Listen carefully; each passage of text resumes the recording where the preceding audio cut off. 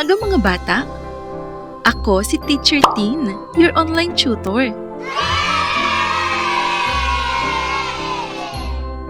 Ang gagawin natin ngayon ay magbasa ng isang maikling tula na ang pamagat ay Magandang Ugali.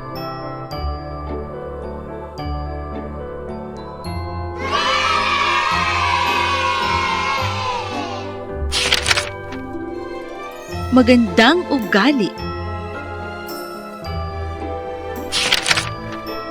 Kung nais mong lumigaya at maging laging masaya, magandang ugali panatilihin, mabait, magalang at masunurin.